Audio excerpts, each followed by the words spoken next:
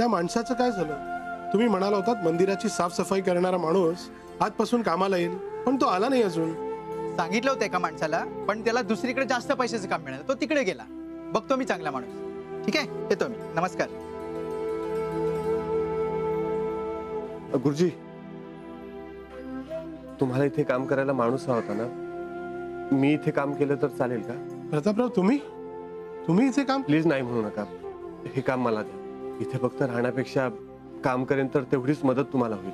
अहो, काय बोलताय तुम्ही प्रतापराव? तुम्ही इथे काम करणार? तुम्ही तर या मंदिराचे... हे बघा, मी कोण आहे, माझं घराणं काय, ह्याचा विचार नका करू. ह्या क्षणी मला फक्त राहण्याची आणि कामाची गरज आहे. तुम्ही अजिबात संकोच करू नका. अहो प्रतापराव, तुम्हाला इथे काम करायला सांगणं म्हणजे... बघा, मी इथे राहतोय आणि मी इथे काम करतोय हे वाटलंच तुम्ही कोणाला सांगू नका. बस, मग तर झालं. पण प्लीज मला काम द्या. त्यानिमित्ताने देवीची सेवा पण होईल. असं आहे, आता तुम्हाला हो कसं म्हणू आणि नाही कसं सांगू हा पण प्रश्न आहे. पण ठीक आहे, तुम्ही म्हणताय तर करा इथे काम. तसा फार वेळ लागत नाही, फक्त तासभर द्यावं लागेल. ठीक आहे, चालेल, करेन मी काम. फक्त ह्याचे पैसे तुम्हाला... बघा, तुम्हाला जेवढे पैसे देणं शक्य होईल ना तेवढे पैसे द्या. मी कामाला सुरुवात करतो.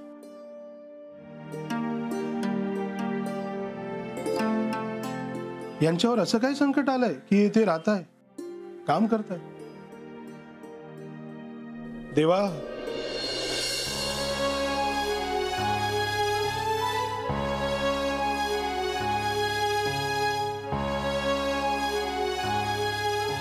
बाईसाहेब,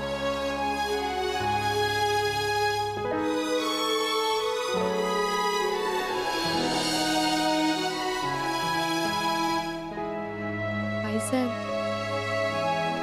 कॉफी. बाईसाहेब, अहो, एवढी कसली काळजी करताय? सकाळपासून काय बी खाल्लं नाही. माझ्या घशाखाली कसा घास उतरेल ग. आता कुठे आहे, कसा आहे, त्याने काही खाल्लंय काहीच माहित नाही. बाईसाहेब, छोटे मालक थोडे रागवले म्हणून गेले. राग शांत झाला की लगेच येतील बघा.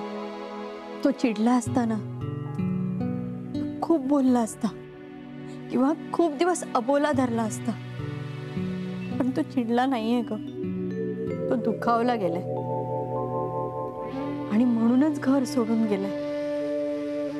ही पहिल्यांदा. त्यांनी असं करायला नको होतं.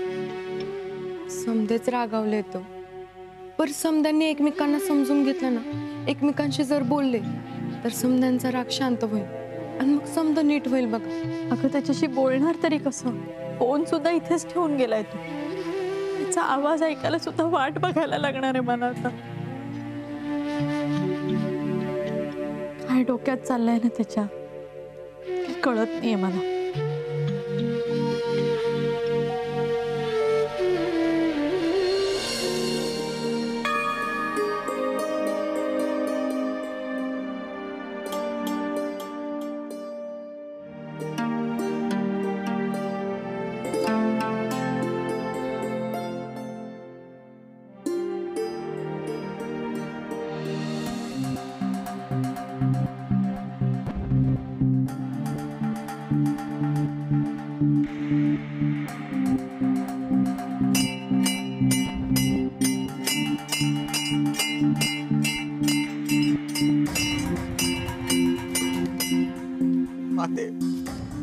माती, अगं काय बघतोय मी आहे? नाही, माझे डोळे फोडून टाक. छोटे मालक, अहो, हे तुम्ही काय करताय? द्या बघू इकडं. अरे, कुठे गेल तरी काम करावंच लागणार ना. अहो छोटे मालक, तुम्ही काम करा ना, तुम्हाला कोण नाही म्हणताय. अहो, पण तुम्ही काम कसं करायला पाहिजे राजावानी. अहो, ही कामं तर आमची आहेत. नाही म्हणजे कुठलंही काम छोटं किंवा मोठं नसतं. काम हे काम असतं. छोटे मालक, अहो, हा तुमचा मोठेपणा झाला. तुम्ही आमची कामं करताय. अहो, पर हे बघ, आता सध्या मला कामाची गरज आहे आणि तुम्हाला छोटे मालक नाही म्हणालास ना तरी चालेल. अहो छोटे मालक, अहो असं काय वंगाळ बोलताय? अहो, मी तुम्हाला दुसऱ्या नावाने हाक मारली ना तर माझ्या जिभेचे असे 7 तुकडे पडतील. नाही नाही नाही, असं काय वंगाळ बोलू नका. एक काम कर, तुम्ही हे समजा राहू द्या. तुम्ही चला बघू घरला. म्या रावसाहेबांचे पाय धरेन तुमच्या वतीनं आणि त्यांना सांगितलं. तू दर्शन घेतलंस का? नाही म्हणजे ते तुम्हाला... बघ, देवीचं दर्शन घ्यायला आलायस ना, जा मनोभावे दर्शन. अहो पण जा.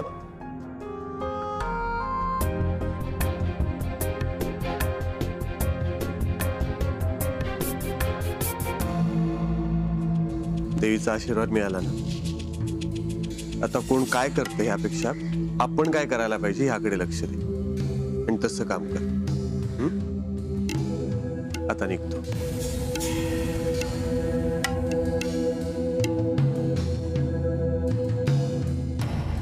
आता निघतो, पर आता तुम्ही घराबाहेर पडला आहेत तर दावतो तुम्हाला बाहेरचं जग काय असतंय ते बघा. तुम्हाला पळता भुईत थोडं करतो की नाही ते.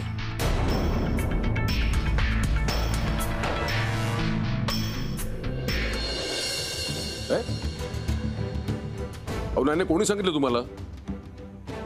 प्रताप घर सोडून गेलेला नाहीये, बातमी चुकीची आहे. नाही, तो महत्वाच्या कामामध्ये बिझी आहे. तो लवकरच बोलेल तुमच्या सगळ्यांशी. नाही, मी आता कामात आहे, नंतर फोन करा. पाहिलं आता काय सांगायचं या लोकांना? हे बघा, हॅलो, अहो प्रताप कुठेही गेलेला नाहीये घर सोडून. ते बिझी आहेत फक्त.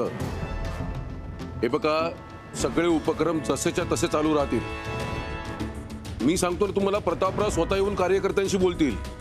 हा, हो, ठीक आहे.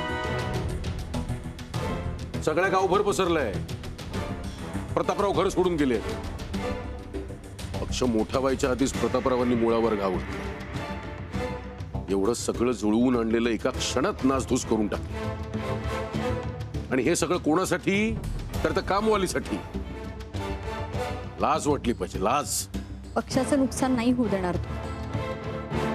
अजून काय नुकसान व्हायचं बाकी राहिलं? नुकसान झालेलंच आहे आणि हेच त्यांना कळत नाहीये. त्याच्यासाठी हे सगळं केलं, तोच आता अब्रूचे धिंडवडे काढतो. जे लोक मला फोन करायला सुद्धा घाबरायचे, ते लोक मला विचारतात की प्रतापराव गेले कुठे. आता काय सांगू मी त्यांना? तुम्ही एक शब्द त्याच्याशी प्रेमाने बोलला असतात ना, तर आज. प्रेमाने? लहान आहेत ते आता प्रेमाने बोलायला त्यांच्याशी? त्यांच्याच फायद्याची गोष्ट त्यांना अंजारून गोंजारून सांगायची? पक्षाचं नुकसान होताना दिसतंय तुम्हाला, पण मुलाचं नुकसान होताना दिसत नाही. सुंदरा, हा विचार प्रतापरावांनी घर सोडून जाताना करायला हवा होता. तुम्ही जरा समजुतीने घेतलं असतं तर आज तो घर सोडून गेला नसता. वसुंधरा, त्याचा हट्टीपणा काय लायकीचं होतं बघितलंस ना? त्याच्या मागण्या काय होत्या? आपल्या दर्जाच्या होत्या. कामवाली रमा पाहिजे त्याला. हे असले हट्ट पुरवणार नाही आम्ही. साध्या घराण्यात जन्माला आला असताना तर हे सगळं ठीक होतं, पण तो जाधवांच्या घराण्यात जन्माला आलाय, त्याला तसंच वागावं लागेल जे मी ठरवे. आणि या घरात जे मी ठरवतो हेच ठरतं. त्या रमा आणि प्रतापरावांची अशी अवस्था करून टाकतो ना, या जन्मात एकमेकांचं नाव घेणार नाहीत.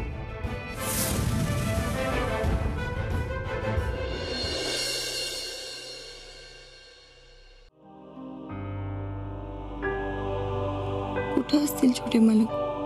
आणि आत्ता काय करत असतील? काही खाल्लं बी असेल का त्यांनी? कुठं आसरा मिळाला असेल त्यांना? काही बी माहित नाही. आणि हे समजा फकस्त आणि फकस्त माझ्यामुळे होते. माझ्याचमुळे त्यांना इतकं सोसावं लागते.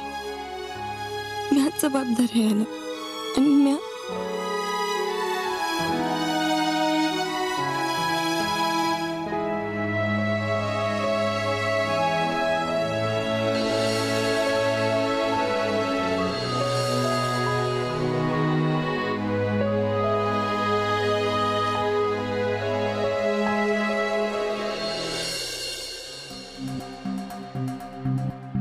मोठे मालक. अरे काय रे, एवढ्या रात्री काय करतोस तिकडे? हा, काय चोऱ्या करायला आलास काय? नाही मालक, चोरी करायला नाही आलो. मालक, आईच्यान सांगतो म्या चोरी कराय नाही आलो.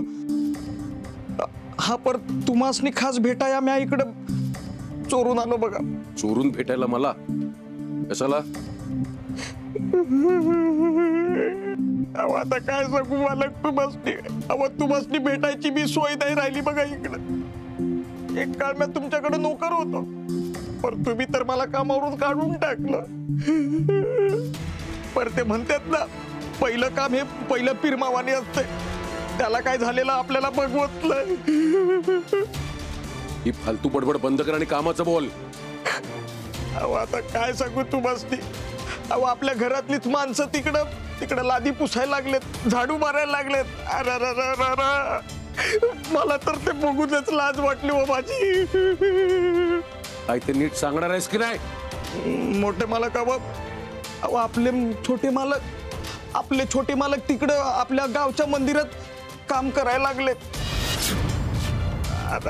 म्हणजे मला तर बघ वचलाय बघा. म्हणजे ते बघून मी अजून जिता कसा आहे याचा विचार करतोय. म्या लय हालत बेकार आहे त्यांची. नाही म्हणजे मंदिराची सेवा म्हणून झाडू मारणं वेगळं, आणि असं गड्यावानी गुराढोरासारखं राबणं म्हणजे काय हाय का नाही. लयच हालत बेकार आहे त्यांची. अहो मंदिरातल्या समई, दिवे, खांब समजा पुसून सारखे त्यांच्या झोळ काढल्या जात होत्या. म्हणजे छोट्या मालकांनी काही खाल्लं नसेल ना म्हणून त्यांच्या त्या झोळ काढल्या जात होत्या बघा. लय चालत बेकार आहे त्यांची. ते तिथे ही कामं करतायत? अहो हे तर काहीच नाही, हे तर काहीच नाही मालक. अहो छोटे मालक दर अर्ध्या तासानं कंबर मोडून तिथं लादी काय पुसत्यात, पाठ मोडून झाडू काय मारत्यात. लय चालत बेकार आहे त्यांची.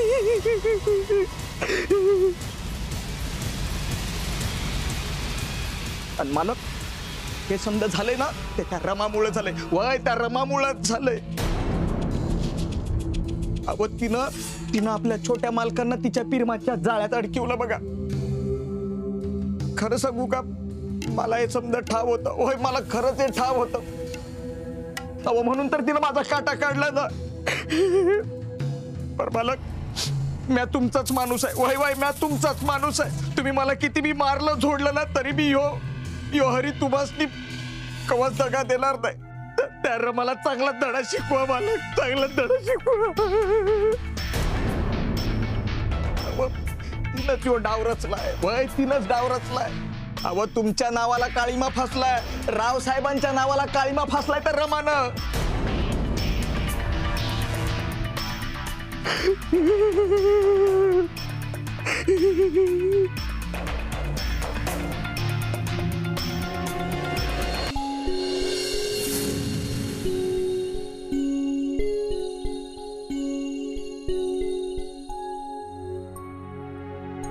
सळसळत रान जशी, भिरभिरत पान जशी, थरथर देहात माईना, तनभर प्रीतीच्या खुणा, इथवर कोण पाहुणा, अडकल प्राण हे तुझ्यात रे, तुझ्यात साजना, मनभर हा गंध तुझा, देहातून रंग तुझा, कसला हा संग साजना.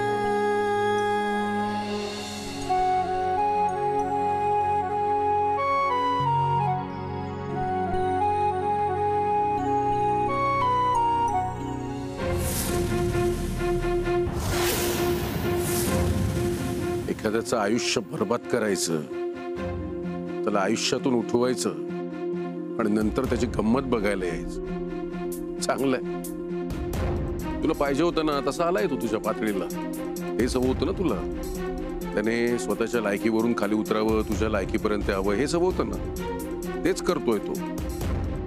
आणि तुझी मामी पर नाकाने कांदे सोलत होती.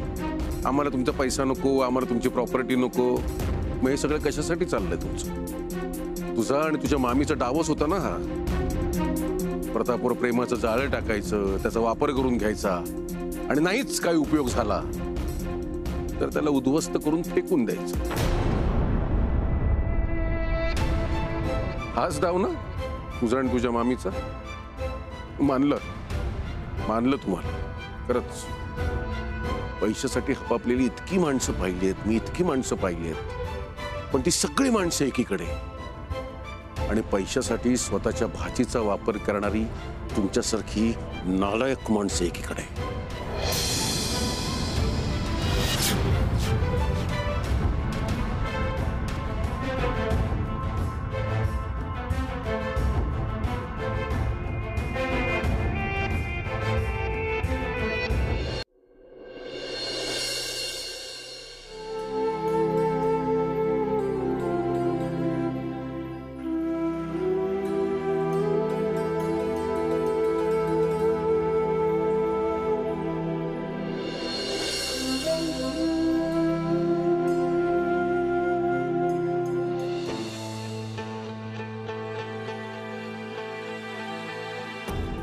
तुम्ही इथे नवसाई देवीला भेटायला आलात की काय सकाळी सकाळी? काय झालंय रमा? तुमची झोप झाली नाहीये की तुम्ही रडला आहात? काय सांगू आता? जर मी छोट्या मालकांना जे झाले ते समजा सांगायचं ठरवलं तर त्यांना त्याचा लई त्रास होईल, लई वाईट वाटेल त्यांना. नाही, त्यांना काय बी सांगायला नको. रमा, मी तुम्हाला काय विचारतोय? तुम्ही रडला आहात का?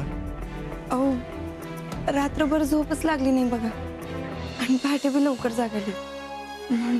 माझा विचार करत बसला असाल ना, म्हणून झोप लागली नसेल. रमा, असं का करता तुम्ही? सरला मावशीने दिलेली अट पूर्ण करण्यासाठी मी सगळं करतो. तुम्ही नका ना टेन्शन घेऊ. गुड. थोडक्यात तुम्ही मला भेटायला इथे आलात. हे आता नवसाई देवीला सांगू नका, ती रागवेल तुमच्या. छोटे मालक, मी तुमच्यासाठी नाश्ता घेऊन आले. ठीक आहे, एवढी कामं आटपली ना ती करतो. हो नाही, कामं होतच राहतील, तुम्ही खाऊन घ्या, मी घेऊन आले ना. बर. अहो, हे काय? उचला तो डबा. ठीक आहे. आणि माझ्या समोर खाऊन घ्या बरं. आधी उघडा पटकन आणि खा.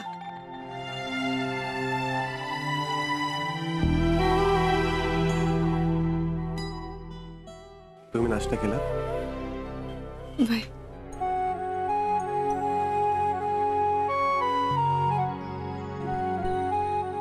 खूप छान झाले पोहे. मंडई जवळचं काट्याचं घर माहितीये काय? लक्ष ठेवतं काटेवर, त्याच्या घरातल्या सगळ्यांवर. सगळे घरात आहेत असं बघ, चाळून टाक सगळ्यांना. बाकीचं नंतर बोलतो. अहो, तुम्ही काय करताय? जे आधीच करायला हवं होतं ते. निर्णय घ्यायला उशीर केला. ज्यावेळेला प्रतापरावांनी सांगितलं ना त्यांचं प्रेम आहे रमावर, त्याच वेळेला त्या रमाचा आणि तिच्या मामीचा जीव घ्यायला पाहिजे होता. मला असं वाटतंय ही गोष्ट तुम्ही जरा जास्त ताणताय. तुम्ही त्यांना जाळायला निघालाय? त्यांनी काही खून केलाय का कोणाचा? आपलंच नाणं खोटं आहे, आपलंच दुर्भाग्य. प्रतापरावाने इतकं तरी समजायला हवं होतं की आपल्या मागे बहीण आहे, तिने काय आदर्श घ्यायचा. अहो, मी माझा निर्णय झालाय. मी त्यांना काहीही करणार नाही आहात. तुम्हाला आपल्या मुलांची शपथ आहे. तुम्ही रमाला आणि तिच्या घरच्यांना काहीही करणार नाही आहात. शक्य नाही. आपण जर त्यांना धडा शिकवला नाही ना तर लोकांमध्ये काय धाक राहील? लोक गृहीत धरतील आपल्याला. नको ती प्रतिमा उभी राहील लोकांसमोर. पण आपण जर असं वागलो तर आहे ती प्रतिमा मोडली जाईल. मला माहिती आहे रमा आणि प्रतापनी प्रेमात कुठलंही चुकीचं पाऊल उचललेलं नाही. तुमच्या राजकीय भाषेत सांगायचं झालं तर रमा आणि तिच्या घरच्यांनी कुठलाही गुन्हा केलेला नसताना त्यांचं जर काही बरं वाईट झालं तर अख्खं गाव त्याची चर्चा करेल आणि ते तुमच्या आणि तुमच्या पक्षाच्या प्रतिमेसाठी चांगलं नसेल. आणि ती सावरायला ह्या वेळेला प्रतापही नसेल तुमच्याबरोबर. ज्या प्रतापनी रमासाठी घर सोडलं तो प्रताप त्यांना जिवंत जाळल्यावर काय करेल ह्याची कल्पना सुद्धा करू शकत नाही आपण. लहान तोंडी मोठा घास घेते त्यासाठी माफ करा, पण रागाच्या भरामध्ये माणूस चुकीचा निर्णय घेऊ शकतो, पण तो चुकीचा निर्णय आयुष्यभर त्रास देऊ शकतो. त्यामुळे कुठलाही निर्णय घेताना काहीही ठरवताना नीट विचार करा.